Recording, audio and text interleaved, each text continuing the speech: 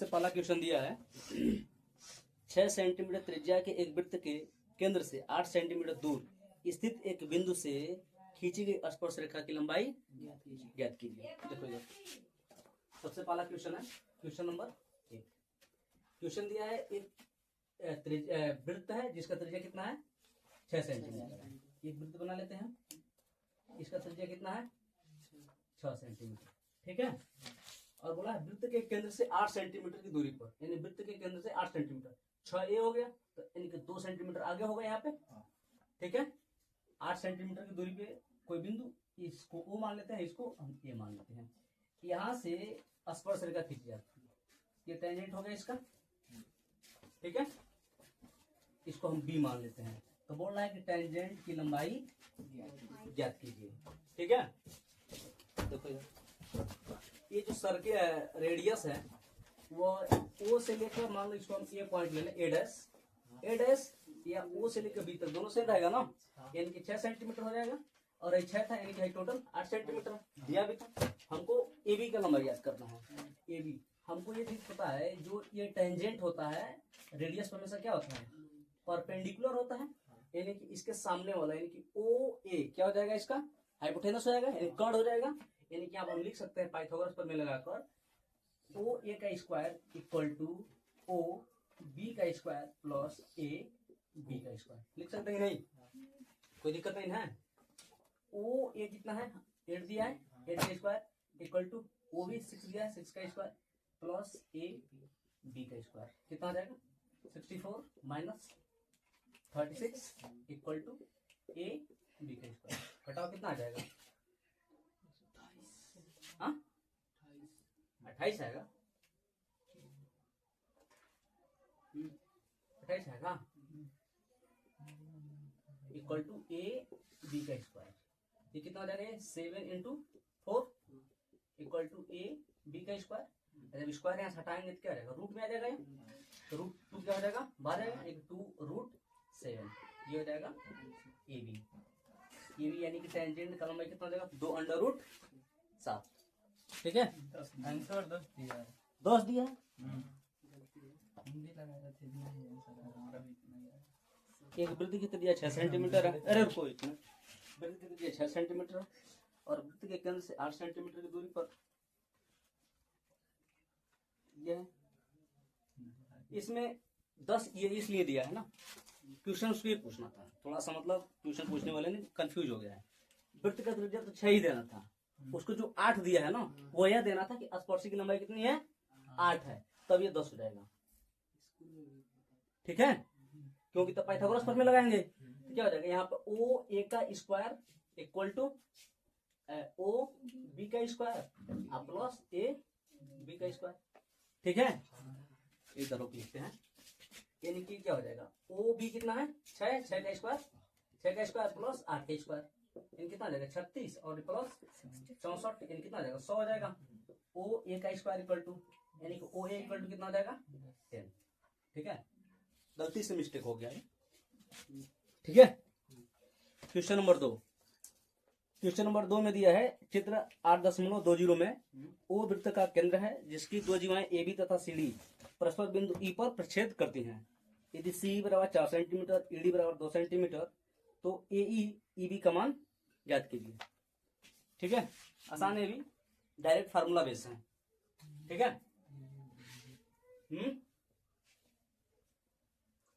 देखो question number 2, जैसा इसमें फिगर दिया वैसा फिगर बना लेते हैं। पहले एक सर्किल बनाया है, ठीक है जी। इसमें 2 कॉर्ड दिया है, कॉर्ड समझते हो जी, जीवा एक AB है और दूसरा CD है, ठीक है। और इसका सेंटर है O, और यह पॉइंट जो प्रच्छेद कर रहा है इसका वो है E से C तक की दूरी दिया है 4 सेंटीमीटर और ये दूरी दिया है 2 सेंटीमीटर। और क्वेश्चन में पूछ रहा है कि AE इंटू EB ज्ञात कीजिए। चलो इसका हम फार्मूला बताए होंगे तुम लोग को। मान लो एक सर्किल है, ठीक है, और इसके कोई एक बिंदु है, इस बिंदु से इस पे दो जीवा खींची जा रही है, खींच दिए। ये मान लेते हैं P है, यह A है, यह B है, यह Q है और यह R है। ठीक है, तो क्या होता है PA into PV equal to PQ into PR। ठीक है, यही फार्मूला क्या होगा इसमें लगेगा। ठीक है, तो लगा दे कि लग जाएगा, ये बताओ लग जाएगा, कोई दिक्कत नहीं है। चलो लिखा देते हैं। क्वेश्चन नंबर तीसरा, क्वेश्चन नंबर 3 में बोल रहा है एकदम सेम ऐसा ही क्वेश्चन है, क्वेश्चन नंबर 3 भी। इसमें भी दो जीवा दिया है, उसका एक पॉइंट पे मीट कर रहे हैं और फिर लंबाई दिया है और उसका, अच्छा यार इसमें आयत का क्षेत्रफल याद करना है। देखो लिखा है क्वेश्चन में, चित्र में वो वृत्त का केंद्र है जिसकी दो जीवाएं AB तथा CD परस्पर E पर प्रक्षेप करती हैं। यदि CE बराबर 4 सेंटीमीटर, ED बराबर 2 सेंटीमीटर, तब AE व EB आसन भुजाओं वाले आयत का क्षेत्रफल याद कीजिए। बता देते हैं क्वेश्चन। ठीक है, क्वेश्चन नंबर कितना है, 3 है। देखो क्वेश्चन नंबर 3, जैसा फिगर दिया है वैसा पहले फिगर बना लेते हैं। फिगर ये दिया है हमारे पास, एक सर्किल दिया है जिसका सेंटर O है, इसमें दो जीवाएं दी हैं, एक का नाम AB है और दूसरे का नाम CD है। ठीक है, और ये दोनों एक दूसरे का प्रक्षेप कर रहे हैं पॉइंट E पर। जो दिया है उसको पहले लिख लेते हैं। इसमें दिया है ED equal to 2 centimetre, CE equal to 4 centimetre. तो बोल रहा है कि AE व EB यानी कि AE और EB से आसन्न होने वाले आयत का क्षेत्रफल ज्ञात कीजिए। चलो देखो इधर, उसके कहने का मतलब जो है ना वही चीज है जो क्वेश्चन नंबर 2 था, बस उसने क्या कर दिया, घुमा दिया है। ठीक है, चलो बताते हैं। ये पॉइंट ही हो गया। जैसे पुराना एग्जाम्पल लेते हैं, सर्किल होता है, बाहर एक पॉइंट P होता है, एक लाइन ऐसे आती है और एक लाइन ऐसे आती है। ये P है, यह A है और यह B है। इसको C मान लेते, इसको D मान लेते। क्या होता है PA into PV equal to PC into PD होता है ना, यानी कि सेम पॉइंट। ये पॉइंट ही हो गया, यानी कि यहाँ पे हो जाएगा हमारे पास formula EC into ED equal to EA into EB। होगा कि नहीं? अच्छा बताओ, यदि यह A से E और E से B यदि एक आयत की भुजा होती, आसन्न भुजा, आसन्न भुजा का मतलब एक ये भुजा और एक ये भुजा। ठीक है, यदि यह आयत होता, मान लो यह A है, यह E है और यह B है, ऐसा होता, तो इस आयत का एरिया कितना हो जाता, AE इंटू EB होता कि नहीं? होता ना। यानी कि सेम वही चीज पूछ रहा है, यानी कि पूछ रहा है वो यही जो ये लिखे हैं हम, यही चीज, लेकिन उसको घुमा के इसने आयत के रूप में लिखा है, यानी कि हमको निकालना यही चीज है।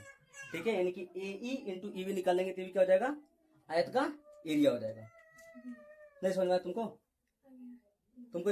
तुमको क्लियर हुआ? यानी कितना हो जाएगा, EC कितना है, 4 दिया है, और ED कितना है, 2, यानी कि EA into EB equal to कितना हो जाएगा, 8। और देखो ये आंसर दिया है कि नहीं, क्लियर है? इसमें बस आयत कह के उसने थोड़ा सा घुमाने की क्या किया है, कोशिश किया है, कोशिश नाकाम है उसका। चलो क्वेश्चन नंबर 4, क्वेश्चन नंबर 4 में सेम ऐसे ही है, दिया है चित्र में PT एक स्पर्शी है, PT की लंबाई 12 सेंटीमीटर है, PB बराबर 8 सेंटीमीटर तथा AB जीवा है, यानी कि AB की लंबाई ज्ञात करना। लग जाएगा? इसमें क्या हो जाएगा, PT का square equal to PB into PA, और A से B की बीच की दूरी हम x मान लेंगे। ठीक है, निकल जाएगा ना। चलो क्वेश्चन नंबर 5, क्वेश्चन नंबर 5 में बोल रहा है कि चित्र में PAB, हाँ ठीक है, इसमें PT की लंबाई पूछ रहा है, सब कुछ दिया है, PT पूछ रहा है। ठीक है, लग जाएगा। क्वेश्चन नंबर 6, क्वेश्चन नंबर 6 में बोल रहा है कि एक बिंदु A वृत्त के केंद्र से 26 सेंटीमीटर की दूरी पर है तथा बिंदु A से वृत्त पर एक स्पर्शी खींची गई, इसकी लंबाई कितनी है, 24 सेंटीमीटर। वृत्त की त्रिज्या ज्ञात कीजिए। लग जाएगा? लग जाएगा जी? हाँ, रेडियस आप सर्किल याद करना है। हो जाएगा, ठीक है। क्वेश्चन नंबर 7, क्वेश्चन 7 बोल रहा है कि पी टी ओ केंद्र वाले वृत्त के स्पर्शी है और इसमें ओपी इक्वल टू 17 सेंटीमीटर और ओटी इक्वल टू 8 सेंटीमीटर। तो पीटी की लंबाई ज्ञात कीजिए। हो जाएगा, पाइथागोरस प्रमेय लगाएंगे, लग जाएगा। यानी कि 17 का स्क्वायर इक्वल टू 8 का स्क्वायर प्लस x का स्क्वायर। 17 का स्क्वायर कितना होता है जी? 289। 2 8 9 होता है और 8 का स्क्वायर कितना होता है? 64, यानी 64 है। कटाव कितना हो जाएगा? ये 225। कितना है? 15 का स्क्वायर है। यानी कि ये जो पीटी की लंबाई पूछ रहा है, पीटी था, पीटी कितना हो जाएगा? 15 सेंटीमीटर लग जाएगा। क्लियर है? क्वेश्चन नंबर 8 सेम है ऐसे। क्वेश्चन नंबर 9 भी सेम है। 10 ठीक है। 11 बताते हैं। 11 हाँ 11 वाला होता है ना। चलो देखो, आसान है इसमें, आपको ज्यादा हार्ड नहीं है क्वेश्चन इसमें। क्वेश्चन नंबर 11 देखो। क्वेश्चन नंबर 11 में बोल रहा है कि चित्र में पीए और पीबी स्पर्शी इस प्रकार है कि पीए बराबर 9 सेंटीमीटर तथा एंगल ए पी बी बराबर 60 डिग्री। तो जीवा ए बी की लंबाई ज्ञात कीजिए। ये हमारे पास इसमें क्या बनाया है? सर्कल बनाया है। बाहर कहीं बिंदु पी है और पी से स्पर्शी खींचा है। पीए और पीबी ये स्पर्शी है, ठीक है। यहाँ पे पॉइंट ए लेते हैं और एक पॉइंट बी लेते हैं और ए और बी को मिला रहा है, तो क्या है? वो जीवा है उसकी, ठीक है। हाँ, और पी से ए की लंबाई दिया है 9 सेंटीमीटर और ये दिया है 60 डिग्री। तो बोल रहा है कि ए बी की लंबाई ज्ञात कीजिए। चलो देखो इधर, इस क्वेश्चन में ये बताओ हमको, जो पीए होगा वह पीबी के बराबर होगा कि नहीं होगा? होगा, क्योंकि एक ही पॉइंट से किसी वृत्त के दो अलग अलग स्पर्शी की लंबाई क्या होता है? बराबर होता है। दोनों टेंजेंट है, यानी कि पीए बराबर पीबी और इक्वल टू 9 सेंटीमीटर। कोई दिक्कत है? नहीं है ना। और हम यह भी जानते हैं इसका कहीं ना कहीं यहाँ पे सर्किल होगा, सेंटर होगा, सेंटर ओ होगा, ठीक है। जो सेंटर ओ होता है और जो स्पर्शी खींचा गया है उसको यदि हम मिला दें, यहाँ से इसको ऐसे डॉटेड मिला दें, पॉइंट ओ से यदि हम पी को मिला दें, हमको ये पता है ये जो जीवा होता है उसको 2 बराबर में बांट देता है। बांटता है कि नहीं? बांटता है ना। यह पॉइंट हम मान लेते हैं। कोई दिक्कत है? ऊपर वाले को x तो नीचे वाला भी x हो जाएगा, क्योंकि 2 और भागों में बांट रहा है। हम टोटल को x मान के इसको x/2 करें और x/2 करें, या टोटल को 2x लेके x करें, कोई दिक्कत है नहीं इसमें। चलो, यदि ये जो पीए है पीबी के बराबर है और जो ओ से पी तक जाने वाली जो लाइन है वो ए बी को 2 बराबर भागों में बांट रही है, तो क्या जो ये एंगल उसको 2 बराबर भागों में नहीं बांटेगी? बांटेगी ना। तो इतना एंगल कितना हो जाएगा? 30 डिग्री। और ये एंगल हो जाएगा। अब सिर्फ हम ट्रायंगल ए एम पी में चलेंगे। ए एम पी में तो हमारे पास जो ये एंगल है वो 90 डिग्री होता है, ठीक है। इसके सामने वाला क्या होता है? कर्ण होता है। और जिससे एंगल दिया है, जिस लाइन से एंगल दिया है वो क्या होता है? आधार होता है। और जो एंगल दिया उसके सामने वाला क्या होता है? लंब होता है, परपेंडिकुलर होता है, और ये बेस होता है और ये हाइपोटेनस होता है, ठीक है। तो यहाँ पर हमको क्या ज्ञात करना है? एम ज्ञात करना है ना। इसका डबल कर देंगे तो हमको ए भी निकल जाएगा, ठीक है। तो ये बताओ कौन सा ऐसा ट्रिग्नोमेट्री हमारे पास रेशियो है जिसमें हाइपोटेनस और परपेंडिकुलर आता हो, यानी कि कर्ण और लंब आता हो। साइन थीटा लंब बटे कर्ण नहीं होता है, यानी कि साइन थीटा से काम हो जाएगा हमारे पास। यानी कि साइन थीटा की जगह हम क्या रखेंगे? 30 डिग्री रखेंगे। साइन 30 डिग्री इक्वल टू लंब इसमें कौन है? इसके सामने वाला ए एम, और कर्ण क्या है? A P. कोई दिक्कत? साइन 30 डिग्री का वैल्यू कितना होता है? 1/2 इक्वल टू एम। हमको क्या करना है? फाइंड आउट करना है। और ए बी कितना दिया है 9 दिया है, ठीक है, यानी कि 2 times A M equal to कितना हो जाएगा 9।